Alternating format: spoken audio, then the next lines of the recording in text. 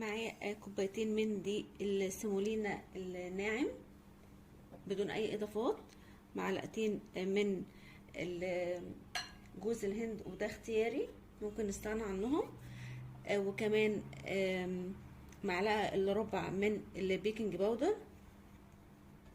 هقلب المكونات الجافه، هنشيل المواد الجافه على جنب. دلوقتي كوبايه من السكر الناعم، افرد بس السكر كده، نص كوبايه من الميه. هرفع السكر والميه على نار متوسطه كده. السكر والميه ابتدوا يغلوا معايا. اول ما يبتدوا يغلوا كده عادي ممكن نحط المعلقه، مفيش مشكله، ونحاول نقلب بقى كله في بعضه. ولكن قبل ما يغلوا بالشكل ده كده ما ينفعش نحط المعلقه عشان السكر بتاعي ما يسكرش معاه ويعمل كتل من السكر كده. بعد ما السكر اتكرمل معايا واخد اللون الحلو ده، اللي حابب يغمق درجه عن كده مفيش مشكله، بس انا بالنسبه لي اللون ده حلو قوي. معايا تلت كوبايه من الزبده بدرجه حراره المطبخ. ممكن في الوقت ده نطفي النار لو خايفين ان الكراميل بتاعنا يفور، لحد ما ندوب الزبده مع الكراميل. دلوقتي هنزل على الكراميل بتلت كوبايه من اللبن او الحليب، عليه معلقتين كبار من اللبن البودر. هقلب بقى كله كويس جدا لحد ما كل المكونات تتجانس مع بعضها. دلوقتي اخر حاجه قبل ما اطفي رشه من الملح تعادل بس السكر عشان ما يبقاش مسكر قوي معايا، ورشه صغيره من الفانيليا. بس كده هطفي النار. هفضل اقلب، انا كده رفعت الكراميل بتاعي من على النار، هفضل اقلب فيه تقليب مستمر 3-4 دقايق بس، عايزاه يهدى شويه ما يبقاش سخن مولع. دلوقتي بقى هنزل بالكراميل بتاعي على الخليط الجاف. هقلب بالشكل ده كده، هاخد كل المكونات اللي معايا عشان دي المقادير اللي بتظبط لي الوصفه. مش عايزه اقلب قوي، انا عايزه بس يا دوب اخلط المكونات لحد ما تختفي مع بعض، يبقى كده الخليط بتاعي جاهز.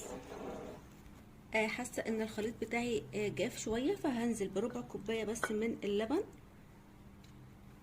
وزي ما قلنا مش عايزه اخلط كتير، انا بس يا دوب الحليب بتاعي يختفي مع البسبوسه، يبقى كده الخليط بتاعي يبقى جاهز.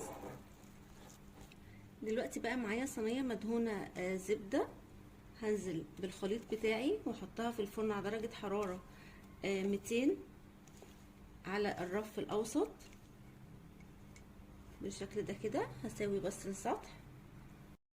علشان نعمل الشربات بتاعنا محتاجين كوبايتين من السكر الناعم الحبيبات بالشكل ده كده،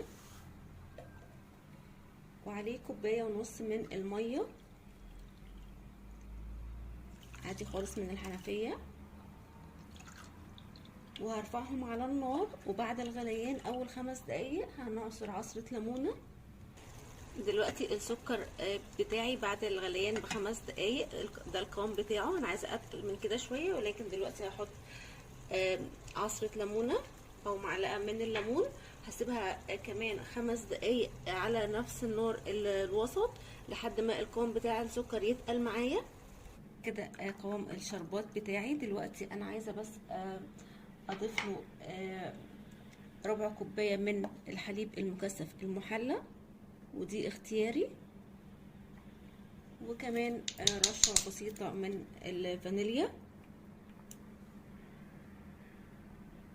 هقلب بقى كله مع بعضه وهطلع. دلوقتي انا لسه رافعه الشربات بتاعي من على النار حالا.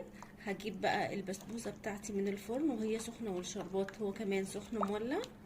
دلوقتي هنزل بالشربات بتاعي على البسبوسه بالشكل ده كده،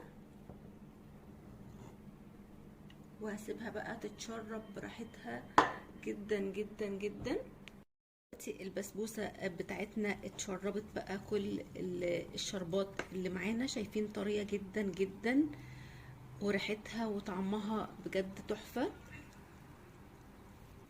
عايزة اقول لكم بقى ان البسبوسة بتاعتنا دايبة دوب بجد خطيرة. شايفين يعني تحفة. شايفين بقى البسبوسة يعني مبسبسة يعني مش اكتر من كده. بجد خطيرة جدا. طعم الكرملة ملوش حل. شايفين بجد وهمية. لازم لازم لازم تجربوها، واللي يجرب الوصفة وتعجبه يا ريت تسيب لي رأيه في كومنت. متنسوش تعملوا لايك، والأول ما اشوف قناتي يعمل اشتراك. سلام.